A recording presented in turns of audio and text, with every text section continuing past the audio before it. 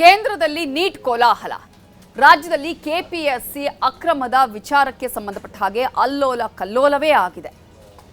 Neat ವಿದ್ಯಾರ್ಥಿಗಳು ಬೀದಿಗಿಳಿದು ಹೋರಾಟ ಮಾಡಿ ತಮ್ಮ ಬೇಡಿಕೆಗಳನ್ನು ಈಡೇರಿಸಿಕೊಂಡ್ರೆ ರಾಜ್ಯದಲ್ಲೂ ಕೂಡ ಪಶು ವೈದ್ಯಾಧಿಕಾರಿಗಳ ನೇಮಕಾತಿಯಲ್ಲಿ ಅಕ್ರಮ ಆಗಿದೆ ಅಂತ ಹೇಳಿ ಇವತ್ತು ಪ್ರತಿಭಟನೆಗಿಳಿದಿದ್ರು.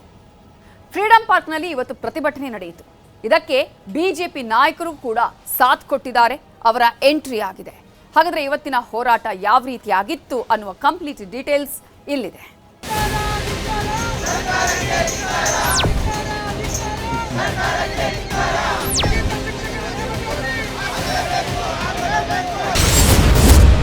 ಕೆಪಿಎಸ್ಸಿ ವಿರುದ್ಧ ವಿದ್ಯಾರ್ಥಿಗಳ ಹೋರಾಟ. ಅತ್ತ ಕೇಂದ್ರ ಸರ್ಕಾರದ ವಿರುದ್ಧ ನೀಟ್ ವಿದ್ಯಾರ್ಥಿಗಳು ಬೀದಿಗಿಳಿದು ಬೇಡಿಕೆ ಈಡೇರಿಸಿಕೊಂಡರೆ, ಇತ್ತ ಬೆಂಗಳೂರಲ್ಲಿ ಕೆಪಿಎಸ್ಸಿ ಅಭ್ಯರ್ಥಿಗಳು ಬೀದಿಗಿಳಿದಿದ್ದಾರೆ. ಪಶುವೈದ್ಯಾಧಿಕಾರಿಗಳ ನೇಮಕಾತಿಯಲ್ಲಿ ಅಕ್ರಮ ನಡೆದ ಆರೋಪದಲ್ಲಿ ಬೆಂಗಳೂರಿನ ಫ್ರೀಡಂ ಪಾರ್ಕ್ನಲ್ಲಿ ಭಾರೀ ಪ್ರತಿಭಟನೆ ನಡೆದಿದೆ. ನೇಮಕಾತಿಗಳಲ್ಲಿ ಕೆಪಿಎಸ್ಸಿಯ ಹಗರಣದ ತನಿಖೆ ಹಾಗೂ ಶಿಕ್ಷಣ ಇಲಾಖೆಯ ವಿವಿಧ ಶಿಕ್ಷಕರ ಹುದ್ದೆಗಳ ಭರ್ತಿಗೆ ಆಗ್ರಹಿಸಿ ವಿದ್ಯಾರ್ಥಿಗಳು ಪ್ರತಿಭಟನೆ ಮಾಡುತ್ತಿದ್ದಾರೆ. ಈ ಪ್ರತಿಭಟನೆಗೆ ಬಿಜೆಪಿ ಕೂಡ ಸಾಥ್ ನೀಡಿದೆ.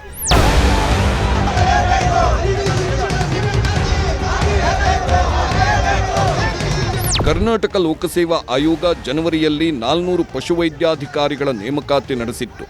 ಜುಲೈ 17ರಂದು ಅಂತಿಮ ಆಯ್ಕೆ ಪಟ್ಟಿ ಪ್ರಕಟಿಸಿದಾಗ ಆಯೋಗದ ಅಧ್ಯಕ್ಷರು, ಸದಸ್ಯರು ಹಾಗೂ ಕೆಪಿಎಸ್ಸಿ ಸಿಬ್ಬಂದಿಗಳ ಸಂಬಂಧಿಕರು ಸೇರಿ 29 ಅಭ್ಯರ್ಥಿಗಳು ಅಕ್ರಮವಾಗಿ ಪಾಸಾಗಿದ್ದು ಬೆಳಕಿಗೆ ಬಂತು. ಒಂದೊಂದು ಸರ್ಕಾರಿ ಹುದ್ದೆಗೂ ಒಂದೊಂದು ರೇಟ್ ಫಿಕ್ಸ್ ಮಾಡಿ ಮಾರಾಟ ಮಾಡಿರೋ ಆರೋಪ ಕೇಳಿಬಂತು. ಆಮೇಲೆ ಒಂದು ಪಶುವೈದ್ಯಾಧಿಕಾರಿ ಹುದ್ದೆಯನ್ನ 80 ಲಕ್ಷ ರೂಪಾಯಿಗೆ ಡೀಲ್ ಮಾಡಿರೋ ಆಡಿಯೋಗಳು ವೈರಲ್ ಆಯಿತು. ಈ ಬಗ್ಗೆ ಹಾಸನದ ಪಶುವೈದ್ಯಾಧಿಕಾರಿ ಮಂಜುನಾಥ್ ಅನ್ನೋರು ವಿಧಾನಸೌಧ ಪೊಲೀಸ್ ಠಾಣೆಯಲ್ಲಿ ದೂರು ದಾಖಲಿಸಿದ್ರು. ಆಮೇಲೆ ಕೆಪಿಎಸ್ಸಿ ಅಧ್ಯಕ್ಷ ಎಸ್ ಶಿವಶಂಕರಪ್ಪ ಸಾಹುಕಾರ್ ಸೇರಿ ಹಲವರನ್ನ ಸರ್ಕಾರ ಅಮಾನತು ಮಾಡಿದೆ. ಇಷ್ಟೇ ಅಲ್ಲ, ಅಮಾನತುಗೊಂಡ ಕೆಪಿಎಸ್ಸಿ ಅಧ್ಯಕ್ಷ ಎಸ್ ಶಿವಶಂಕರಪ್ಪ ಸಾಹುಕಾರ್, ಮಾಜಿ ಕೆಪಿಎಸ್ಸಿ ಸದಸ್ಯರು, ಅಧಿಕಾರಿಗಳು ಮತ್ತು ಆಯ್ಕೆಯಾದ 29 ಅಭ್ಯರ್ಥಿಗಳ ವಿರುದ್ಧ ಎಫ್ಐಆರ್ ದಾಖಲಿಸಲಾಗಿದೆ.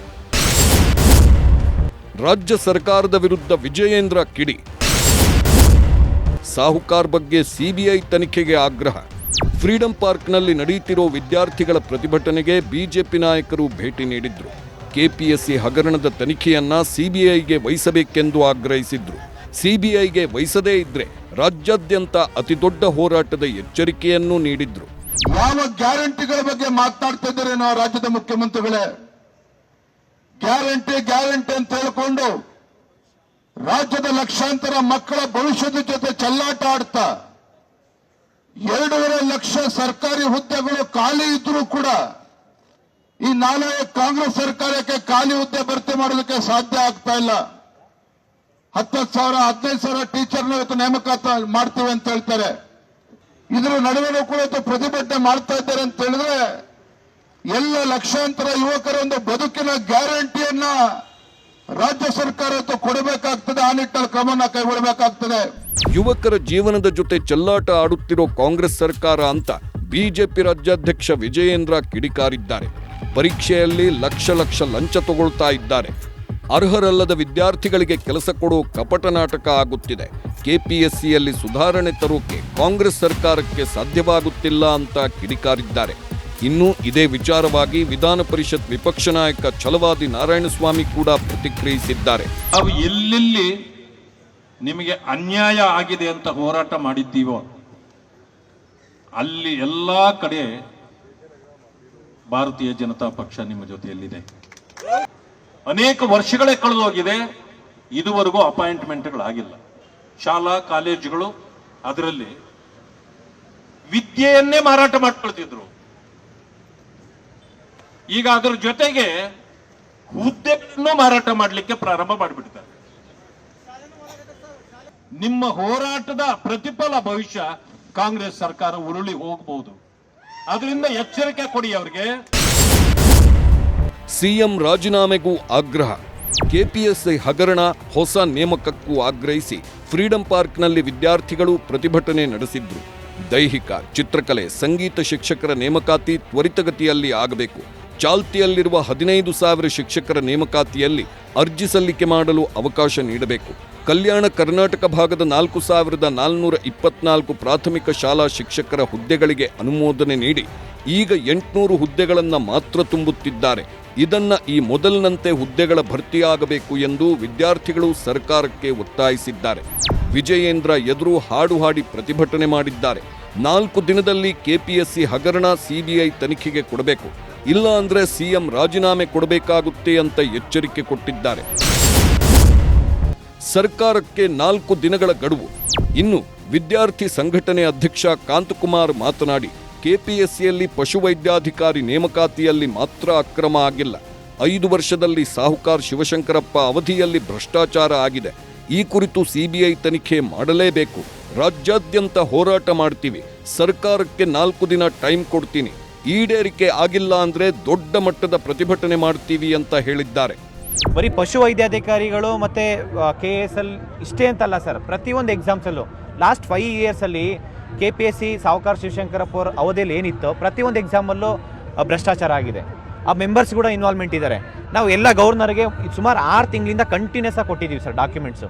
ಎಷ್ಟೆಲ್ಲ ಆಸ್ತಿ ಮಾಡಿದ್ದಾರೆ, ಏನೆಲ್ಲ ಅಕ್ರಮ ಮಾಡಿದ್ದಾರೆ, ಯಾವೆಲ್ಲ ಎಕ್ಸಾಮ್ಸಲ್ಲಿ ಯಾವ ರೀತಿ ಸ್ಕ್ಯಾಮ್ ಆಗಿದೆ, ಪ್ರತಿಯೊಂದು ಡೀಟೇಲ್ಸು ಕೊಟ್ಟಿದ್ದೀವಿ. ಬರೀ ಅವ್ರನ್ನ ಅಮಾನತು ಮಾಡೋದ್ರಿಂದ ನಮಗೆ ನ್ಯಾಯ ಸಿಗಲ್ಲ ಸರ್. ಇವತ್ತು KPSC ನಂಬಿಕೊಂಡು ಲಕ್ಷಾಂತರ ಜನ ಇದ್ದಾರೆ. ಕೆಪಿಎಸ್ಸಿ ಪ್ರಕರಣಗಳು ಸಿಐಡಿಗೆ ವರ್ಗ. ಈ ನಡುವೆ ಕೆಪಿಎಸ್ಸಿಗೆ ಸಂಬಂಧಪಟ್ಟ ಹಗರಣಗಳ ತನಿಖೆಯನ್ನ ಸರ್ಕಾರ ಸಿಐಡಿಗೆ ವರ್ಗಾವಣೆ ಮಾಡಿದೆ. ಹಗರಣದ ಬಗ್ಗೆ ಸದ್ದುಗದ್ದಲದ ಬೆನ್ನಲ್ಲೇ ಸರ್ಕಾರ ಈ ಮಹತ್ವದ ನಿರ್ಧಾರವನ್ನ ಕೈಗೊಂಡಿದೆ. ಈ ಬಗ್ಗೆ ಬೆಂಗಳೂರು ನಗರ ಪೊಲೀಸ್ ಆಯುಕ್ತ ಸೀಮಾಂತ್ ಕುಮಾರ್ ಸಿಂಗ್ ಮಾಹಿತಿ ನೀಡಿದ್ದಾರೆ. ಕೆಪಿಎಸ್ಸಿ ಹಗರಣದ ವಿರುದ್ಧ ಇದುವರೆಗೆ ಒಟ್ಟು 3 ಪ್ರಕರಣ ದಾಖಲಾಗಿತ್ತು. 2 ಪ್ರಕರಣಗಳನ್ನು ಸಿಐಡಿಗೆ ವರ್ಗಾವಣೆ ಮಾಡಲಾಗಿದೆ. ಇನ್ನೊಂದು ಪ್ರಕರಣ ನ್ಯಾಯಾಲಯದಲ್ಲಿದೆ ಅಂತ ಹೇಳಿದ್ದಾರೆ. ಪಶುವೈದ್ಯಾಧಿಕಾರಿಗಳ ನೇಮಕಾತಿ ಪರೀಕ್ಷೆಯ ಅಕ್ರಮಕ್ಕೆ ಸಂಬಂಧಿಸಿದಂತೆ ಪಶುಸಂಗೋಪನಾ ಇಲಾಖೆಯ ಅಧಿಕಾರಿಗಳು ಹಾಗೂ ಅಭ್ಯರ್ಥಿಗಳ ಪರವಾಗಿ ಪಶುವೈದ್ಯ ಮಂಜುನಾಥ್ ಎಂಬುವರು ವಿಧಾನಸೌಧ ಠಾಣೆಗೆ ದೂರು ನೀಡಿದ್ರು. ಈ ದೂರಿನ ಆಧಾರದಲ್ಲಿ ಕೆಪಿಎಸ್ಸಿ ಅಧ್ಯಕ್ಷ ಸ್ಥಾನದಿಂದ ಅಮಾನತುಗೊಂಡಿರುವ ಶಿವಶಂಕರಪ್ಪ ಎಸ್ ಸಾಹುಕಾರ್ ಹಾಗೂ ಮತ್ತಿತರರ ವಿರುದ್ಧ 2 ಪ್ರತ್ಯೇಕ ಪ್ರಕರಣಗಳು ದಾಖಲಾಗಿದ್ದವು. ಅಧ್ಯಕ್ಷರು, ಸದಸ್ಯರು, ಸಿಬ್ಬಂದಿ, ಸಂಬಂಧಿಗಳೇ ಆಯ್ಕೆ. ಪಶುಸಂಗೋಪನೆ ಹಾಗೂ ಮೀನುಗಾರಿಕಾ ಇಲಾಖೆಯ 400 ಪಶುವೈದ್ಯಾಧಿಕಾರಿಗಳ ಹುದ್ದೆಗೆ 2026 ಜನವರಿ 8 ಹಾಗೂ 9ರಂದು ಪರೀಕ್ಷೆ ನಡೆದಿತ್ತು. ಕರ್ನಾಟಕ ಲೋಕಸೇವಾ ಆಯೋಗವು ಜುಲೈ 17ರಂದು ಅಂತಿಮ ಆಯ್ಕೆ ಪಟ್ಟಿ ಪ್ರಕಟಿಸಿದೆ. ಆ ಪಟ್ಟಿಯಲ್ಲಿ ಆಯೋಗದ ಅಧ್ಯಕ್ಷರು, ಸದಸ್ಯರು ಹಾಗೂ ಸಿಬ್ಬಂದಿಯ ಸಂಬಂಧಿಗಳಾಗಿರುವ ಅಭ್ಯರ್ಥಿಗಳು ಉನ್ನತ ಶ್ರೇಣಿಯಲ್ಲಿ ಉತ್ತೀರ್ಣರಾಗಿದ್ದಾರೆ. ಕೇಂದ್ರ ಲೋಕಸೇವಾ ಆಯೋಗ ನಡೆಸುವ IFS ಪರೀಕ್ಷೆಯಲ್ಲಿ ಉತ್ತೀರ್ಣರಾಗಿದ್ದ ಕೆಲವು ಅಭ್ಯರ್ಥಿಗಳಿಗೆ ಈ ಪರೀಕ್ಷೆಯಲ್ಲಿ 350 ಅಂಕಗಳು ಸಹ ಲಭಿಸಿಲ್ಲ. ಆದರೆ ಪಶುವೈದ್ಯ ಪದವಿಯಲ್ಲಿ ಸಾಧಾರಣ ಸಾಧನೆ ಮಾಡಿರುವ ಕೆಲವು ಅಭ್ಯರ್ಥಿಗಳು 400ಕ್ಕಿಂತ ಹೆಚ್ಚು ಅಂಕ ಪಡೆದಿರುವುದು ಅನುಮಾನ ಮೂಡಿಸಿತ್ತು. ಇಷ್ಟಕ್ಕೆ ಕೆಪಿಎಸ್ಸಿ ಕರ್ಮಕಾಂಡ ಮುಗಿಯಲಿಲ್ಲ. ಅಮಾನತುಗೊಂಡಿರುವ ಶಿವಶಂಕರಪ್ಪ ಪುತ್ರಿ ಕೈಗಾರಿಕಾ ಸಚಿವಾಲಯದ ಹುದ್ದೆಗೆ ನಕಲಿ ಆದಾಯ ಮತ್ತು ಜಾತಿ ಪ್ರಮಾಣ ಪತ್ರ ಕೊಟ್ಟಿರೋದು ಬೆಳಕಿಗೆ ಬಂದಿದ್ದು FIR ಆಗಿದೆ. ಆದರೆ ನನ್ನ ವಿರುದ್ಧ ವಿಧಾನಸೌಧ ಪೊಲೀಸ್ ಠಾಣೆಯಲ್ಲಿ ದಾಖಲಾಗಿರುವ FIR ರದ್ದುಗೊಳಿಸಬೇಕು ಅಂತ ಸುಮಾ ಎಸ್ ಸಾಹುಕಾರ್ ಹೈಕೋರ್ಟ್ ಮೊರೆ ಹೋಗಿದ್ರು. ಅರ್ಜಿ ವಿಚಾರಣೆ ನಡೆಸಿದ ಹೈಕೋರ್ಟ್ ಛೀಮಾರಿ ಹಾಕಿದೆ. ಮಗಳ ಜೊತೆ ಅಪ್ಪ ಶಿವಶಂಕರಪ್ಪ ಸಾಹುಕಾರ್ ಹೆಸರನ್ನು ಉಲ್ಲೇಖಿಸಿ ಸುಮಾ ಅವರ ವಕೀಲರನ್ನ ತರಾಟೆಗೆ ತೆಗೆದುಕೊಂಡಿದೆ. ಬಿಜೆಪಿ ಅವಧಿಯಲ್ಲೇ ನೇಮಕವಾಗಿದ್ದ ಸಾಹುಕಾರ್ ಈಗ ಸಾಹುಕಾರ್ ವಿರುದ್ಧ ಬಿಜೆಪಿಯೇ ಪ್ರತಿಭಟನೆ.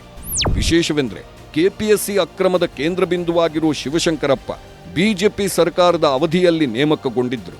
2021ರಲ್ಲಿ ಬಿಜೆಪಿ ಸರ್ಕಾರವೇ ಸಾಹುಕಾರ್ ಅವರನ್ನ ಕೆಪಿಎಸ್ಸಿ ಮುಖ್ಯಸ್ಥರನ್ನಾಗಿ ನೇಮಕ ಮಾಡಿತ್ತು.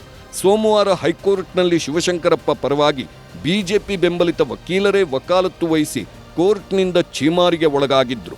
ಇದೇ ಕಾರಣಕ್ಕೆ ಕಾಂಗ್ರೆಸ್ ಕೂಡ ಬಿಜೆಪಿ ವಿರುದ್ಧ ತೀವ್ರ ಟೀಕೆ ಮಾಡುತ್ತಿದೆ.